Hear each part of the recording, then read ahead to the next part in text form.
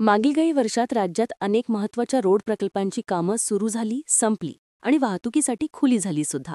मात्र राज्यात एक असा महामार्ग आहे जो मागील 19 वर्षांपासून काही पूर्ण व्हायचं नाव घेत नाहीये आणि अजून पुढील किती वर्ष अशी परिस्थिती राहील याचाही काही नेम नाहीये.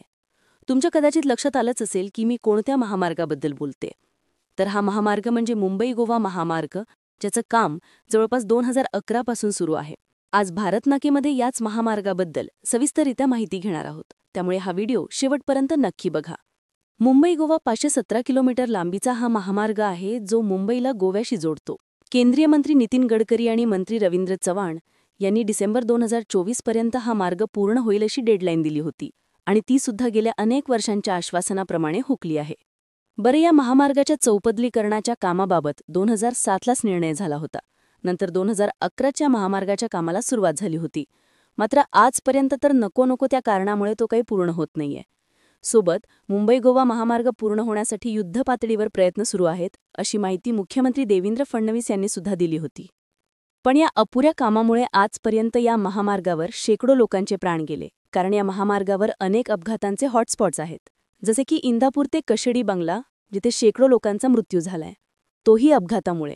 त्यामुळे आताही या वर्षी या महामार्गाचं काम पूर्ण होईल असं सगळ्यांना वाटत होतं, पण आता वर्ष संपत आलं तरी कुठेच अशी चिन्ह दिसत नाहीयेत. कारण अजूनही महामार्गावरील प्रचंड प्रमाणात असणारे खड्डे, अजूनही बाकी असणारे ओव्हरब्रिज, सर्व्हिस रोड हे पाहता पुढील वर्षीही महामार्गाचं हे रडगाणं असंच सुरू राहील असं चित्र दिसतंय. यात भर म्हणजे कोरोना काळात महामार्गाचं काम पूर्ण बंद होतं. भूसंपादनातील विलंब, जंगल जमिनीच्या परवानग्या, मोबदल्यातील अडथळे ह्या सगळ्यामुळे देखील प्रकल्प वेळेत पुढे सरकलाच नाही.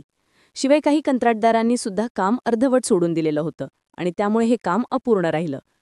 आता हा महामार्ग का महत्त्वाचा आहे त्याबद्दल थोडंसं जाणून घेऊया. शिवाय हा महामार्ग पूर्ण झाल्यानंतर आणखी काय काय फायदा होईल किंवा हा महामार्ग कसा असेल हे जाणून घेण्याआधी मागील अनेक वर्षांपासून जी परिस्थिती आहे, ज्यामुळे जनतेला आतुनात त्रास सहन करावा लागलाय, त्याबद्दल जरा स्पष्टपणे बोलूया. तर मुंबई गोवा हा महामार्ग कोकण आणि गोवा या दोन्ही भागांसाठी अत्यंत महत्त्वाचा मानला जातो. कारण साधं आहे, या रस्त्यामुळे कोकणातलं पर्यटन वाढतं, व्यापाराला गती मिळते आणि दोन राज्यांमधील दळणवळण व्यवस्था मजबूत राहते.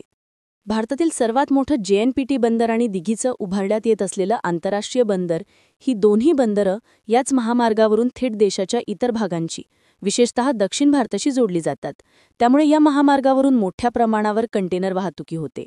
एकूण साधारण 517 किलोमीटर लांबीचा हा महामार्ग महाराष्ट्राला गोव्याशी जोडणारा आणि कोकणाला देशाच्या नकाशावर ठळकपणे उभा करणारा प्रमुख महामार्ग म्हणून ओळखला जातो. कसं ते अजून सविस्तर सांगते. शिवाय या महामार्ग दरम्यान 3 जिल्हे, अनेक तालुके आणि काही शहरं जोडली गेलेली आहेत. मुंबईला कोकणासह गोवा, कर्नाटक, केरळ या राज्यांशी जोडणाऱ्या NH66 या मार्गाचा हा महामार्गाचा भाग आहे. पनवेलपासून सुरू होणारा हा रस्ता गोव्याच्या पणजीमधून पुढे कन्याकुमारीपर्यंत जातो.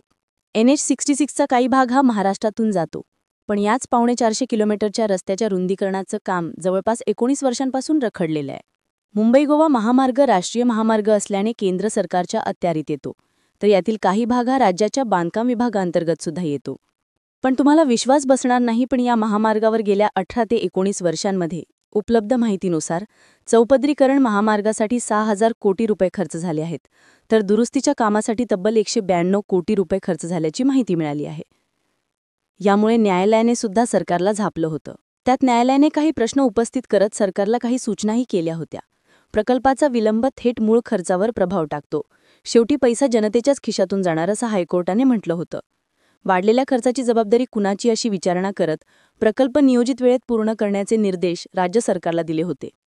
हा संपूर्ण मार्ग 11 पॅकेजेसमध्ये विभागला गेलाय आणि अनेक ठिकाणी रस्ते, पूल, बायपास आणि घाट विभागाचं काम अर्धवट पडलेलं आहे.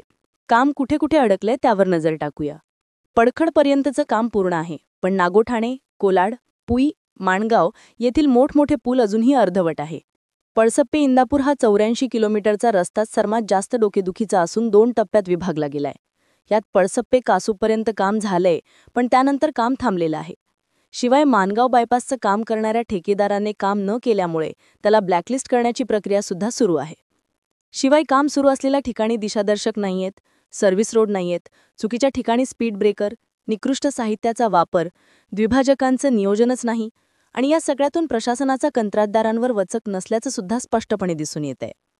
रायगड रत्नागिरी सिंधुदुर्गमधील स्थिती बघितली तर माणगाव परशुराम घाट 70 किलोमीटरचं काम अद्याप अपूर्ण आहे.